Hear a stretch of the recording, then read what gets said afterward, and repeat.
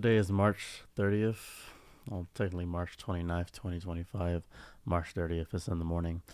And this morning when I woke up, I ended up having some toast, a banana, and two slices of regular bread. So three slices of bread overall. Not really sure why we call it toast when the action in itself is toasting the bread. Doesn't make a whole lot of sense to me. Never really understood that aspect. Wouldn't everything be considered toast? If I toasted a banana, that would be toast. It's the act of toasting. It's really stupid to think about it that way. I don't really grasp that. It doesn't make a whole lot of sense to me, honestly. Never really thought about it in that capacity, but that's just how my brain brinks, my mind thinks, and how it goes sporadic on that aspect. And as I was eating the food, watching the woman of my dreams who I lay with every night, I began to think about, why do people want meaning out of this mundane nonsense? Everybody wants meaning out of this drivel. Everybody wants some form of meaning every instance. And as I watched the light shine in through the windowsill and I watched my cat go to and fro, I thought about my cat. And the cat probably doesn't think about trying to find meaning out of this. The cat just lives. The cat just goes about every day, knowing that it's going to get food in its bowl, knowing that it's going to get pets from me, knowing that it's going to have its hunter instinct and chase after the light. The cat just knows that it's going to happen. It doesn't question the existential dread of, what's the meaning behind all this? What's the purpose behind this? I think we're the only creatures that built human zoos for ourselves in that capacity, where we often look for meaning when I think meaning should be making memories, having a life that is worth looking back on and being happy with it. Even if you don't do that and you just have regret, a museum of failure, that is true hell to you. Just constantly regretting everything you've done, not learning how to forgive yourself for the things you've done in the past. Oh, I've messed up. Oh, I didn't eat correctly. Oh, I didn't do this. Oh, I didn't do that. And you'll fall short of yourself all the time because all you ever do is fall short of yourself. You didn't do the dishes. You didn't work out today. You didn't go to work today. You skipped breakfast. You should have hung out with your friends. You should have messaged your friends. The last words I said to my dad were, before he died, I just said, "Hey, did you?" And then the call dropped, and those were the last words I said to my dad. Why does it matter what the last words you said to him were? It's not going to matter afterwards. He's going to be dead. He's not going to feel anything. A lot of people want to feel stuff after death, want to have something important after death. Every night we go to bed, we practice for it. We practice in droves and little moments, and we enjoy that so deeply because it's a reward for the day. The reward for life is that forever. When you had a tough day and you're tired and you want to feel well rested and you want to go to bed after all the stuff you've done, that's fun. You go to bed and you have your nap and you can just go to bed. You don't have to worry about anything when you're sleeping. There's no worry about food. There's no worry about, oh, my hair look good? Did I say the wrong word? You have 8 hours of no worry, sometimes 4, maybe 6, but you have a time frame at which your body recuperates and has no worry. Well, what if you had no worries forever? That's just death. Our body should be programmed to think about death and not some capacity of, oh my God, there should be something after this. Why would you want more after this? It's so sad that religion has deeply captivated the mindset of people with a deep longing fear of death and a deep sense of wanting things to be good and evil objectively, or right and a wrong, two opposite opposing sides. And there's only two sides to everything. There's always two sides. Never a third or a fourth option. I like third and fourth options. Both, none, all the above. Why can't there just be a fourth option or a fifth option for things? In most situations, there's always more than one option. I don't know how we as a human society have decided to destroy the complexities of what we are by policing how people operate. It reminds me of people having issues within their own groups. I remember I was talking to my friend and I said something along the lines of, oh, this transvestite talked to me. And he said, oh, transvestite is a slur. And I said, what do we say now?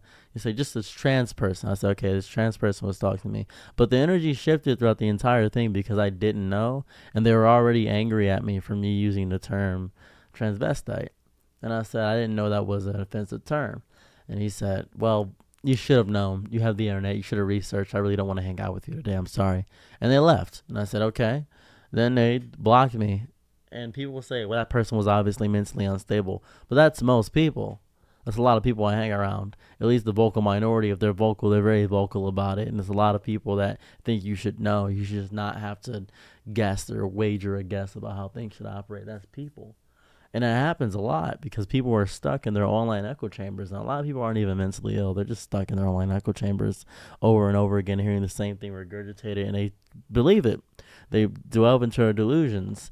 And I think self-diagnosis is okay for the most part, like 30% of the time, the most part, the majority of the time. But in all aspects, a lot of people keep self-diagnosing, and it's gross. You can't just guess you have BPD because you enjoy pizza. You can't just guess you have autism because you're too into Minecraft. You don't have OCD just because you keep your ducks onto the top of your Jeep in a row. That's not how it operates. You have to actively look deeper into it.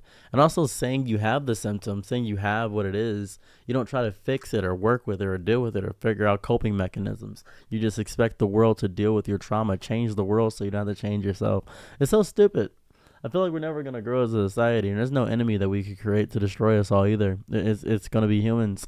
We're the greatest doomsday weapon to ever exist. We're going to be the doomsday clock that ticks over and over again. It's going to be happening over and over. I don't want to care about politics. I don't want to have to learn, but people keep pushing it down my throat because it's changing the entire world, state of the world, and destroying everything, all for the price of TikTok. I feel as though people voted for Trump just to have TikTok. That's what I'm feeling right now. A lot of people were saying, oh, we can have TikTok if we vote for Trump. And now we're seeing the repercussions of that. But a lot of people were saying, well, he's doing great things. He's doing good things. And I don't know who to believe anymore. I don't care at this point, because if you talk to somebody who's on the right, they're going to say, oh, okay, he's doing good things. Tell somebody on the left, they're going to say he's destroying my ability to live. And it's not as if they're the same. They're definitely not the same. As a matter of fact, they're entirely juxtaposed to each other. One side wishes the death and avocation of destruction for people trying to live their life, and the other side is actively just trying to live. And it's a very wide offering thing. A lot of people say, oh, they're both the same. When you go far right on it's both the same. I think horseshoe theory is stupid because it's semantics. It's small semantics on a greater, wider scale that doesn't make any sense. It's so dumb. It's as if we're picking battles and being stupid for the sake of being stupid. It's fun. I think people like being stupid. It's really fun to do that. I enjoy being stupid. I don't like to think too hard. I don't like to think anything. I remember I was talking to somebody and they messaged me on Discord and they said, you should script your videos better. I've never scripted a video in my life.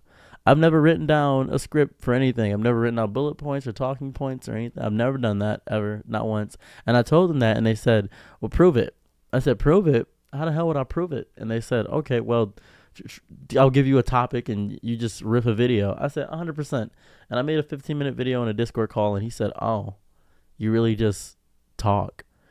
And what you said was really inspirational. That should have been a video. And I said, stop assuming your worldview is everybody else's worldview. Stop assuming that your reality is everyone else's reality. Your reality is your reality. That's how it operates. Your delusions are your delusions. Your manifestations are your manifestations. It's what you are. I hate when people try to hyperimpose their sense of self onto my life. It's the same instance as when someone says, I'm going to pray for you. I don't give a fuck if you pray for me. I really don't. I don't care if you pray for me. It doesn't make any sense. It doesn't matter to me if you pray for me. It only matters to you. Praying for me is not going to do a damn thing in my world. Yeah, but it's gonna put a good spirit over you, a good juju. No, it's not. Fuck you. Stop saying that. That's so dumb. That does nothing. Thoughts and prayers mean nothing in the real world. They mean absolutely hogwash. They're worthless. They mean zero. They mean net zero to most people.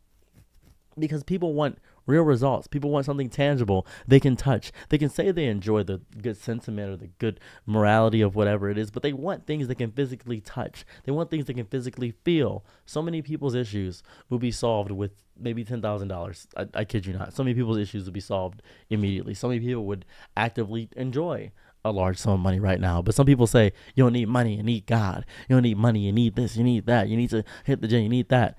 It's stupid. It's the same logic as people that don't diet correctly. People say, oh, good food and dieting isn't going to make my life better. Of course it's going to make your life better. I have mental stress all the time, and I'm struggling mentally deeply. But you know what makes it easier? Significantly? Working out, eating right, feeling better, brushing my teeth, doing skincare routines, making my sheets, making my bed, washing my dishes, that makes me feel good. Having a clean space makes things feel better. That's real. That's a real phenomenon. That's not a fake thing. That's an actual event that can happen for you. It's not fake. It's a real thing. It can happen for everybody, anybody, anyone. It's not some strange thing that somebody's making up. It's not something to just say for the sake of it. They're saying it because it's a real phenomenon. It can make you feel better. And yeah, it may not make your depression go away or make your anxiety get destroyed or make your apathy go away or make your SSRI any easier to choke down, but it is going to make life easier. I don't understand why people are so adverse to that. You spend all your time and day drinking and smoking and doing bad things and vaping and stuff like that, and you expect life to get better despite the fact that you put garbage into your body. You're responsible for your entire downfall, and you blame somebody because you notice a chink when they entered the door.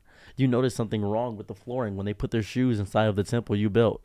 And now you're blaming them because they got mud all over your temple when in reality you've been living in mold the entire time. And now you're upset that somebody else is coming in with shoes that are a bit muddy. They're not even that muddy.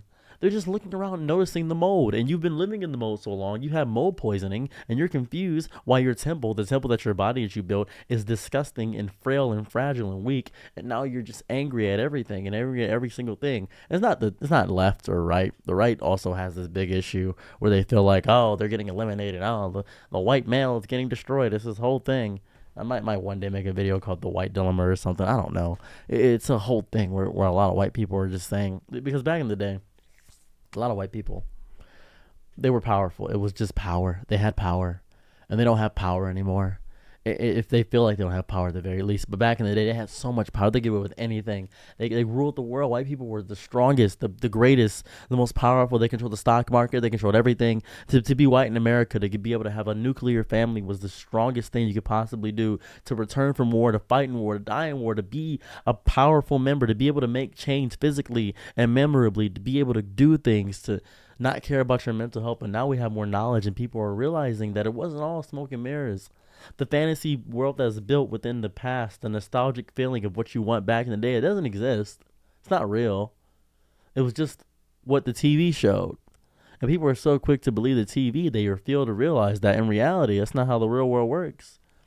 A lot of people want to feel this magic when they go to church. So they have to delude themselves to feel the magic. A lot of people want to feel this magic when they astral project or feel these things or psychedelics and stuff like that. When they're just going through mild psychosis, whether it be spiritual, whether it be mass hypnosis or hysteria brought upon by being in an environment that intoxicates you.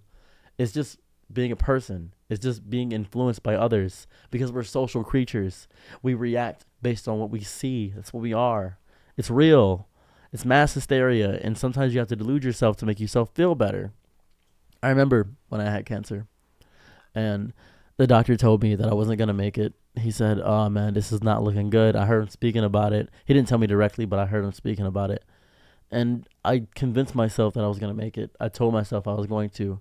I fought really hard. And I don't know if I tricked my body into it. I don't know if my body started taking the chemo better. I don't know. I have no clue. But guess what? I'm here, and I lived. I got past it. And that's tangible. That's real. And it wasn't God who did it. It wasn't anything like that. It was me. It was me fighting every day. There was no prayers. There was nothing like that. There was no outer force or something higher being. There wasn't any force controlling or guiding me. It wasn't, thank God you're alive. No, thank me I'm alive. It wasn't, I'm sending my prayers to you. It wasn't that. I didn't have that. I had me alone, suffering and struggling, and telling myself, I'm definitely going to make it. I have to. And you know what happened? I did. I made it. I did it. That's a personal accomplishment. And I don't like my accomplishments being attributed to some sky father who barely has the time to write me a letter or tell me everything's fine because he's too busy dealing with everyone else and all of his other children. And it feels worthless to have the love of somebody who doesn't care about you. Doesn't fucking care. He doesn't care. There's nothing tangible to feel it. You can feel it in the stars and the tree. Fuck you. Burn in hell. Die. Leave me alone. This is ridiculous. It's so stupid. It's so dumb. It's so agitating to speak to people who want to hyperimpose their delusions so deeply upon you that they will say you a prayer that means nothing in the real world. Jehovah's Witnesses, Catholicism, atheists too. Atheists too. What if I do want to believe? What if I do want to devote my love and life to Jesus Christ? What if the hole in my heart needs to be filled by Jesus Christ and he is the only walk away in life? I don't want you to deny me that either. I don't want you to reject my beliefs, but I guess that's freedom of expression. That's freedom of speech and that's freedom of will. That's what people are. That's people. People are allowed to be angry. People are allowed to be rage-filled and volatile and want to destroy you. People are allowed to do these things. They have the freedom to. People are allowed to live. People are allowed to be. People deserve to exist. It's not a crime to exist. It's not a crime to have different opinions. It's not a crime to do these things, and it feels like a crime. Feels like crime so deeply. It feels like I'm losing some small aspect of my brain every time I think too hard. It feels like I'm losing some big core piece of my soul every single time I engage with some stupid bullshit that I see on the internet. Every single time, every single instance, every carving out, every Twitter virality, every dumb thing, every influencer doing something for stupid attention because they want to get that one moment to make them feel good. It feels bad. It feels so bad. It makes my chest hurt. And I know they're doing it for money or because they want people to talk about them. Look at Johnny Somali. Johnny Somali has over 100 charges in Korea right now. And Johnny Somali, if I ever remember this person, if I watch this later back to myself, I'm going to think about Jolly Somali, and I know that he just wants people to look at him. He sees those big streamers in those big houses. He sees John Zerka or Moist Critical or Ludwig or Hasanabi or all these people, and he knows that he's going to get money. And speaking about Hasanabi, it doesn't matter what anybody thinks of him. It doesn't matter. He has his echo chamber. He's still rich. If he loses all of his nonsense online, if he goes away, then by all means, people will still know that he's rich. He's still rich. He's still popular. People will see him in public and know who he is. He's still infamous. It doesn't change anything. There's no change being made. I'm not even sure if I want change. And I don't have a reason to invoke change, and I don't want to invoke change. I don't want to. I was talking to somebody, or at least I was reading a comment more so, and the comment says something along the lines of, you don't accept differing opinions or when you're wrong. I accept when I'm wrong all the time. My opinion changes throughout the day, throughout the hour, actually. Sometimes I'll disagree with myself and come to a new conclusion. It happens. I remember my wife told me something. It was so stupid. My wife, she said, I said, there's not that many women comedians in comedy. That's so strange. If they were really funny, there'd be more women comedians, is exactly what I said. And she said, why do you think that is when there's nothing but men comedians? And when she said that, something clicked in my brain because it's male dominated. Obviously, there wouldn't be a lot of women there because it's male dominated. And I said, oh, damn, it's male dominated. Obviously, that's how easily I disagree with my own statements. That's how easily it is to sway somebody if you come with logic and reasoning. It's easy to update the information when you receive new information, but you have to do it in a way that's not demeaning to the other person or destroys or tries to demean them or degrade them, because a lot of people all they want to do is degrade people. They just want to degrade humans. They just want to make humans feel small and insignificant and weak and feeble and make them feel like their opinion doesn't matter in the grand scheme of things. They want to make them feel, oh, you're garbage, like trash, and make them feel like shit. That's all people want to do. It's so gross. I remember I went on a date with a girl one time. This just came to my mind. One time I went on a date with a girl, and it was amazing. She was so lovely and luscious. Her hair was of lilacs. Her skin was so evanescent. It was so soft. She was bioluminescent. The way she spoke is a glow that naturally exuded from the essence of how she just existed. She was so amazing. And I remember so deeply, I said, would you like to go dumpster diving? And she said, what? And I could tell that it was so far beneath her to go dumpster diving, but it was the end of college season and I needed furniture. I know a lot of college students toss out really good furniture around that time, that seasoning. And she said, do you just naturally go dumpster diving? I said, no, not all the time, but a lot of college kids can't carry all the furniture because they're moving back with their parents, or maybe they just don't want to keep the furniture, so they toss out a lot of cool stuff. A lot of my furniture comes from college kids tossing it out. The exercise bike for instance, came from a college kid tossing it out. That's just naturally what happened. So I was very happy to go dumpster diving with this woman, and she thought I was gross and weird, and I was asking her for help, and she said, "No, you got it." So I ended up messing up my back carrying a big couch in my sedan. I had to tie the couch to the top of my sedan. It was very odd.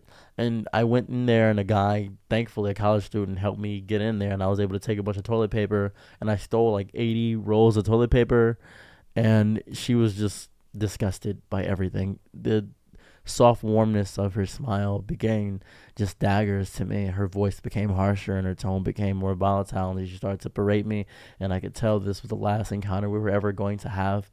And it baffles me when stuff like that happens. I think about that so often because we have so many different walks of life. To some people, that sounds great. Yeah, free furniture from college kids, that's amazing. But to other people, that's stupid. That's just the dumbest thing ever. They say, why would you take furniture? It's in the trash. They don't need it anymore. Because people think when something hits the floor, the trash is gone forever. That's not true. You obviously have never struggled. When something is destroyed, you don't get rid of it. So it could be one man's trash and another man's treasure. The simplest, most old thing on the planet. I sometimes get weirded out in my face. Don't know why. I'll look at my face and I'll get destroyed by it. I stare at myself too long a lot. And I've been looking at my face a lot more recently because every day I make 5 videos. Well, at least Monday through Friday. I make 5 videos. So I have 25 videos I make. And that's a month of videos every week. And that's how I stay on top of things. That's how I'm able to go outside and make more experiences and more stories and live and explore life and enjoy things. I think I want to start streaming soon.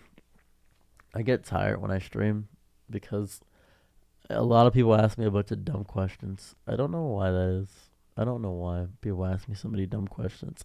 And I don't know why when I read them, a fever hits my chest. Something hits my soul sometimes when I read these messages, and it hurts. I think to myself, wow, why would you ask something so dumb?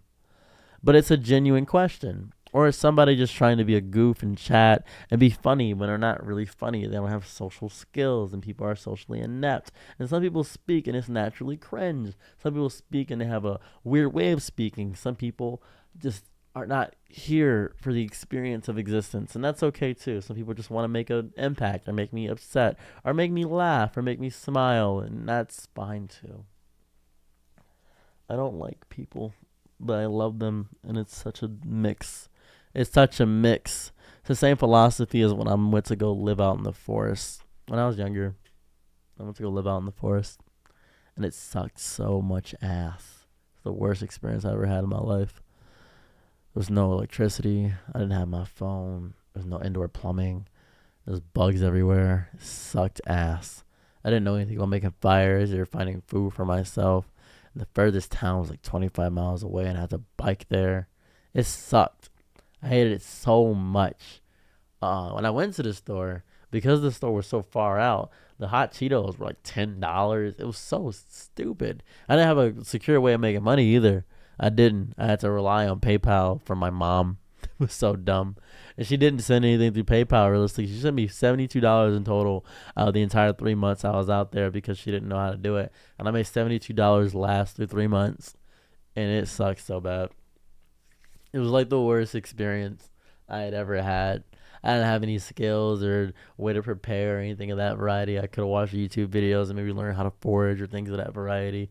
But hindsight is so interesting because whenever I explain a bad situation I went through, everybody is now an expert on that situation about how to do it better. You should have done this. You should have done that. Like my ex-wife, she's 90 years old. She was 87, to be real. She was 87. And my ex-wife, when she passed away, I got a bunch of money. When I was 18, people were like, oh, you used it on drugs or alcohol. Shut the fuck up. I used it to give to random people. I gave it to my friends. I gave it to people. I gave it to just people at bars. I just gave it away. I was 18 and wanted to feel like God, so I gave money away to everybody. And I was stupid and young. I didn't know how to manage money. So it went so fast. I didn't realize how fast it went. Oh, it went so fast. Do I wish I had the money now? Yeah. I'm not going to be like, I learned a valuable lesson from that. I learned the lesson of I should have managed my money better for sure, but I don't think losing over $200,000 is very smart in any capacity. I don't think losing that money was a moment where I thought to myself, yeah, 100%. I had a great time losing this money. I've learned such a valuable lesson doing this. This is so fun. I didn't learn a valuable lesson. I didn't. It was so stupid. I hate when people say, well, there's a lesson you can learn from this. You are the worst person to talk to. It's so agitating. It's so stupid. Oh my God. It's like when somebody is going through a deep tragedy and people try to relate to them by saying their personal anecdotes, but sometimes those personal anecdotes feel like you're trying to one up the person. Someone can say, I broke my leg. Well, my father broke both his legs, and I know what it's like to break a bone, so I know what it's like to be here. You don't have to be relatable. You don't have to. It's so stupid to try to be relatable. You're not gaining anything by being relatable to this person. You know what you're gaining by doing that? You're imposing a hypersense of self onto the person. It's the same aspect of pushing your delusions onto them. You can just acknowledge their pain. You can just do that. I also hate when people say, I'm sorry for you. This is just me, too. This isn't even a universal experience. I don't even know if it's a universal experience. I don't care. It's when people often tell me, I know exactly how you feel. I don't care. I don't give a fuck. I don't care. I never have and I never will. I like hearing about people's personal stories a lot, but I personally don't care if you relate to me. I'd much rather know about your personal struggle without you trying to relate to me. I would love to hear about your personal struggle. I would love to know why you don't trust genders. I would love to know why you hate black people. I would love to know why you don't date white people. I would love to know all these lore tidbits about you, the legend of who you are, the tale, the zenith of the magnificence of what you are. I'd love to know every small facsimile, every single instance of what you are. Facsimile means a clone, by the way, just to get that out the way. I would love to know. Some people think I do a bit when I speak. I don't know why that is. People think, oh, you do a bit. You're doing a bit. This is all just made up gobbledygook and bullshit. Just faking shit. This is my life. I didn't even start this channel for anything. I started the channel because I just need to remember. I just wanted to remember how I felt at the time and see if it changed. I just wanted to make a channel where I could tell myself, yeah, I changed. I no longer think this. I have a video sitting in my drafts. I made it 6 years ago, and it's called How Far You've Come. And I was supposed to release it whenever I reached 10,000 subscribers. It's an old video, and it's just me with no hair talking about how far I've come. It's me outside, shriveled up, like grumpy. And I look so pathetic in the video, and I saw it and I started crying because of how weak I looked. I was so skinny and frail. I may have been like 80 pounds. I look like shit. I just look like shit. And I think about it a lot. I don't even know if I'll ever release the video. I might just keep it to watch for myself forever. I don't know if I'll ever release it. I have videos scheduled to release for when I pass away too. I have that schedule. I have a video. It doesn't matter if I like go pass away. People are still gonna get videos from me. That's the cutest thing ever. I remember Mr. B said that, and I said, yeah, that makes sense. And I remember I explained to somebody, and somebody said, oh, yeah, you're copying Mr. Beast. And I said, I guess so. And they said, don't you feel unoriginal for copying such a big content creator? I said, burn in hell. That's how a lot of people get successful. There are a bunch of Mr. Beast clones. There's a bunch of, oh my God, the black YouTuber effect with a bunch of other gaming channels. I remember when I first started playing Dragon Ball Sparking Zero, and I just wanted to play the game, and I knew I was going to make a few videos on it. And people were saying, oh, he's the messiah of Sparking Zero. He's going to be a Sparking Zero channel now. And I hate when people try to group me in a box. I hate being labeled. It pisses me off so much. I hate it. It's not for an aspect of being unique. It's for the aspect of when I'm labeled, people try to archetype me so bad. They try to put me into an archetype. They say, oh, you're exactly like this. You're exactly that. You look like you never dated a black woman in your life. People don't even know that for a long time. I wasn't allowed to date white girls or white guys. I wasn't allowed to. So for a long time, I only dated black people. That was it. That was the only thing I was allowed to date. So that happened, and that sucked. That sucked so much ass. It was just complete piss. And people were saying like, "Oh man, you're proud. Black love is so beautiful," and they thought I was just the only black women. And I started hanging out with like Mexican girls and guys and Asian girls and guys, and I discovered so much about culture and discovering how people operate. I know so much about Tempe, Arizona, despite the fact that I live in Detroit, Michigan. I know a lot about Muskegon. I know a lot, deep amount, a lot about Windsor. I know about Ontario. I know about Ottawa. I know about so much because I've experienced it. I've lived with these people. I know about Saitama Prefecture of Japan. I know about Oshu. I know about Beijing. I know about Edinburgh. I know about Wales. I know about the Midlands. I know about Germany because I've traveled with these people. I've been with these people. I've hung out with them. I've been to the places. And if you keep inside one bubble, you'll never discover the culture. You know, every culture has different slang. Didn't think about that. Every culture has different slang. I'm so sleepy now. I'm tired. I don't know.